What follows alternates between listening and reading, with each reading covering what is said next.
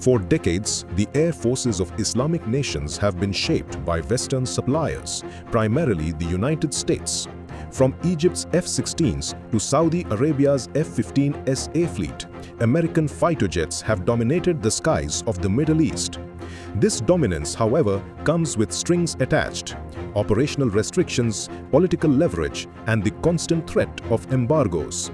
In this landscape, Turkey's indigenous Kaan fighter jet emerges not just as a new aircraft, but as a strategic alternative, one that could redefine military autonomy for Muslim-majority countries. The Kaan, developed by Turkish Aerospace Industries (TAI), is a fifth-generation multi-role fighter designed to replace Turkey's aging fleet of F-16s. It represents the culmination of decades of Turkish investment in defense independence, a journey that began in earnest after the US embargo following the 1974 Cyprus operation. That embargo catalyzed the creation of defense giants like Aselsan and TAI, and now the Kaan project stands as their most ambitious product yet. At the heart of Kaan's promise is its engine, the TF35000, developed domestically by TUSASA Engine Industries (TEI). This high-thrust turbofan engine is designed to deliver 35,000 pounds of thrust, placing it in the same class as the power plants used in elite Western jets like the F-22 and F-35. The TF35000 incorporates advanced thermal coatings, high-temperature alloys, and fuel-efficient technologies, all tailored for stealthy supersonic operations. Its development marks a critical milestone. Turkey is no longer merely assembling aircraft, it is building them from the core. Kaan's weapon systems are equally ambitious. The jet is expected to carry a mix of indigenous and compatible munitions, including radar-guided air-to-air missiles, precision-guided bombs, and electronic warfare pods. Internal weapon bays preserve its stealth profile, while advanced avionics, likely featuring Aselsan's Murad ASA radar, enable multi-target tracking and resistance to jamming.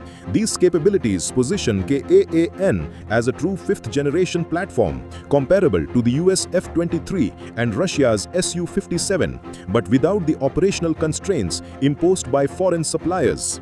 This matters deeply to countries like Egypt, which operates over 200 F-16s sourced from the US and has faced pressure over its defense choices. Egypt was previously in talks to acquire Russian Su-35s, but backed out due to fears of US sanctions. Now Egypt has signed on to co-produce Kaan, signaling a shift toward regional collaboration and technological sovereignty. Pakistan too is evaluating Kaan as a complement to its JF-17 Thunder fleet, a fourth-generation fighter developed with China. While the JF-17 offers affordability, Kaan brings stealth, supercruise, and advanced sensor fusion, making it a more capable option for future conflicts. Saudi Arabia, a major operator of 72 Eurofighter Typhoons and 84 F-15SA jets, is also exploring alternatives. The kingdom's interest in Kaan reflects a broader desire to diversify its defense partnerships, especially as US influence in the region becomes more conditional. The United Arab Emirates, which recently purchased 80 Rafale fighters from France, is another potential candidate.